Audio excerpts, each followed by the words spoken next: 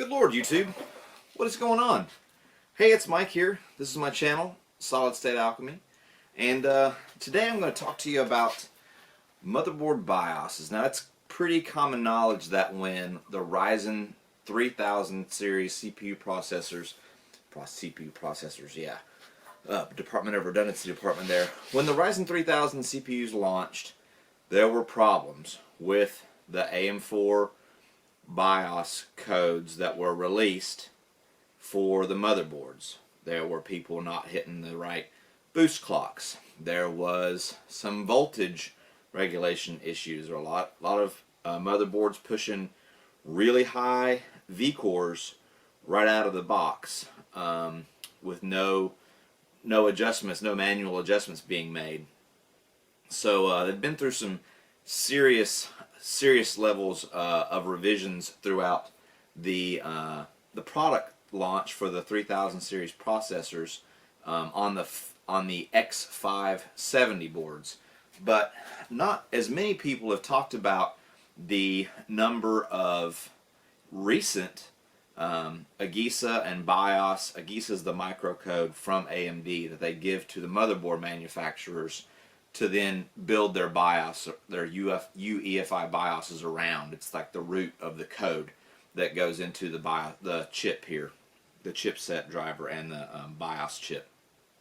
So there have been substantial revisions, even as recently as February, for the B450 and X470 motherboard lines that support Ryzen. Well, all the motherboards now support the first gen and second gen Ryzen, but originally the X570 board did not support first gen. Now, I believe all the AM4 socketed motherboards support a first through third gen or 1000, 2000, and 3000 series Ryzen processors, as well as the Athlon 200 and 3000 series. Anyway, I digress. The older motherboards are still receiving BIOS updates. No one's really looked at that I can find. There hasn't been very much that I could really find that talks about, is there anything in the anything performance-wise in these, right? Do they increase any kind of just compute capability of the CPUs in and of themselves, right? So today what I did is I took a B450 mortar titanium from MSI motherboard that came to me. I don't know if this is new old stock or what, came to me with the original day one B450 BIOS from 2018. Usually when you buy a motherboard nowadays, it's at least been flashed somewhere along the supply chain to a newer BIOS at least. But it was interesting to get one that had the original BIOS on it, and that got me thinking. When I went to update the BIOS, I saw how extensive the update history to this BIOS was and how recent the newest BIOS is. And I thought, well, I wonder, let's benchmark this. Let's see what changes when you go from day one, day zero, to present day hero. Are we going to do it? Let's find out. So let's talk about the test setup, right? So basically I ran it through some productivity benchmarks, synthetic productivity benchmarks first, and then through some synthetic gaming benchmarks. I mean, they're synthetics, but they are actual games too, right? Testing methodology, 3 runs, back to back, every benchmark, and take the average of the 3. That sometimes that helps to level out a little bit of the inconsistencies run to run, if there are some. And then the other thing is, so the gaming benchmarks were done with a GTX 980 Ti, Zotac Amp Extreme. And I shot myself in the foot on that one. We're not going to really get a lot out of the gaming benchmarks because I think I ran out of GPU, honestly, on some of the games. So the CPU, amazingly, was not the bottleneck. The GPU was on some of these because I ran it at 1080p maxed out ultra high settings, and I guess nowadays the GTX 1080 Ti is just not enough, even at 1080p, to not be a bottleneck to what is underneath this AMD cooler. This is a stock AMD cooler, but it's their highest end one, I believe. It's got heat pipes and LEDs, and I don't remember, they change the names on these things all the time. Wraith Spire, Wraith LED, something something. It's the good one, right? Comes on like I think this one came on a 2700X or maybe even a 3700X. I'm not 100% sure. I bought it used. But it's really good. It kept the temps way low. Temps were never an issue. There was never any kind of thermal throttling or anything like that. But let's get into it, right? So I think hopefully I'm going to have some graphics up here where my hands are waving around frantically right now to talk about numbers so you can get a visual too. But Cinebench R15, right? 3 runs back to back. We got a delta, right? A positive change between original BIOS and newest BIOS of 6.6%. I'm not going to go into like the raw scores because I don't think that really matters. I think this will scale pretty linearly across all of the Ryzens. I'm actually going to try that out. Hopefully I'll be able to roll this back to the day one BIOS. I'm a little concerned. I don't like changing BIOSes very, very often. You can brick your board that way and it's a bad day. Anyway, Cinebench R15, 6.6%, repeatable, noticeable, every run, kept pretty close to that, that delta, right? And then Cinebench R20, 5.8% delta there between day 0 and day 1. And then Firestrike, right? Total score less than 0.01% or about 0.01%, so not really worth it. But what we're gonna really concentrate on is the graphics score. Did go up 0.5%, and that is repeatable through every run of the benchmark. Every physics test on the new BIOS had about 0.5% increase over the old BIOS. It's barely within testing tolerances. Honestly, I need a bigger sample set really to say that's statistically significant, but it was repeatable. And then a combined score of about 0.2% increase. So not a whole lot in it on Firestrike, and I think that's going to hold true mainly because of the graphics card used. Asus Realbench, in the biggest call out is image editing. In the Asus Realbench image editing subtest, we saw a 9%, almost 9.25% delta between day 0 and the brand newest February.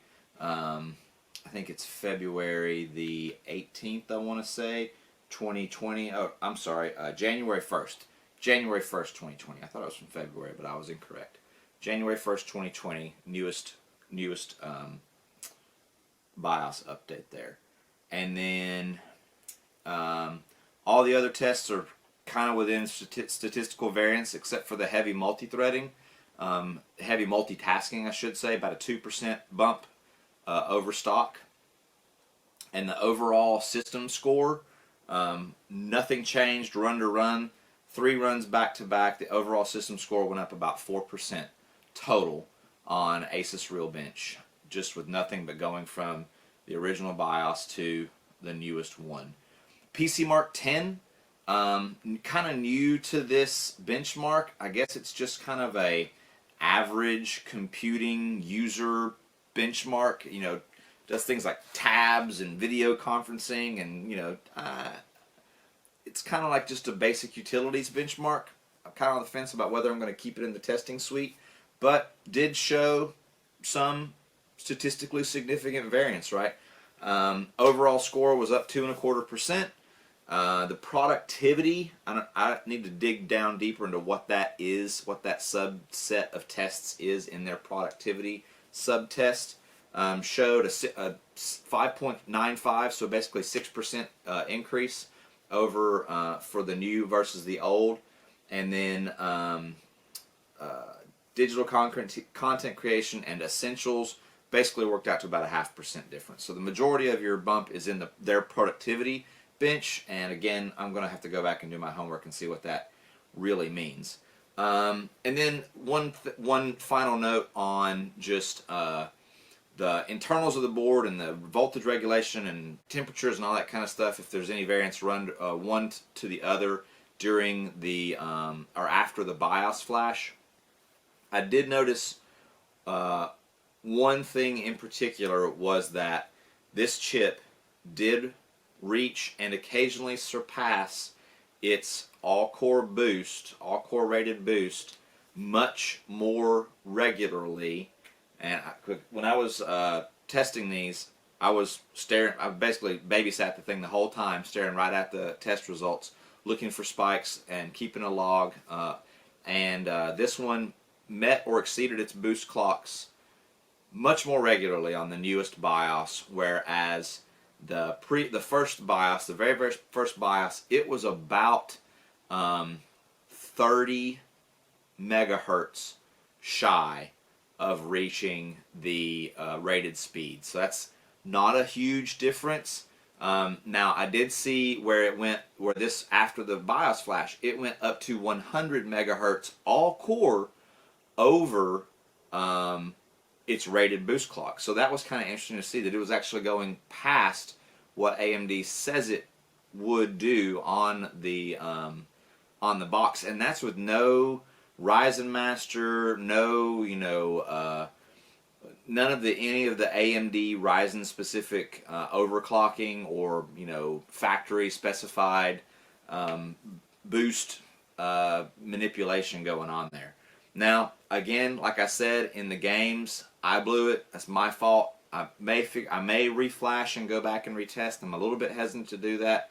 So the gaming data is flawed. Actually, the majority of the gaming data was, within statistical variance, within 1% or less, honestly. But a lot of times, most of the games, after I flashed this BIOS, the gaming performance actually went down. It didn't go down significantly, but it was measurable and repeatable. We're talking about in one instance, 1% is 1 frame, right? 1 frame per second. We're talking the difference between 100 frames per second and 99 frames a second. So very small statistical difference. The only game that showed a statistically significant variance was F1 2018, and it showed a statistically significant variance towards the positive, which is kind of interesting. It's kind of confirmation bias a little bit, but I'm gonna throw it in here. When my test for F1 2018, I did it on ultra high settings, 2 laps, the Australia track, heavy rain, and I think that is why we got the statistical variance. It's because that heavy rain add-on to the benchmark is that rain physics is handled by the CPU, I think, by and large, and that's the reason we saw a bigger delta, right? So for the minimum frames, saw a delta of 13% increase, a 13% in your minimum frame rate going from day 0 to hero, right? And then average frames was 7%, and then max frames was 9%. So that is significant, and watching the benchmarks back to back, it is smoother. You can tell. I mean, the rain droplets and just the way the car moves through the track seemed much smoother after the BIOS update. Everything else, like I said, was really within 1% by and large. Although it trended negative. It trended to be not as good post BIOS. But I really do think that is because of my GPU and the way I was maxing out all the GPU settings, and my GPU just couldn't handle it. I don't think the GTX 980 Ti can handle Metro Last Light Redux and Gears 5 and even Rainbow Six Siege, though, lost a couple of frames after the BIOS update. I may go back and retest, still undecided. If you think that I should flash this back to the original BIOS, take that risk of bricking the board and retest the games at low settings with my GPU, or if you want to send me a better GPU, you can like and comment in the below, and I would more than welcome a 1080 Ti or a 2070 Super of your choosing. I'm magnanimous like that. I'll let you pick it out. But if you think I should go ahead and flash this back and reshuffle the gaming graphics benchmarks, tell me in the comments below. Follow me on my Twitter. I'll put the link to my Twitter in the comments, and I'll put a link to my Facebook page, Solid State Alchemy Facebook page, and Solid State Alchemy on Twitter. And yeah, so I'll catch you on the next one. Looking forward to your feedback. Let me know if you like the thumbnail. This will be my first video with a thumbnail, so let me know.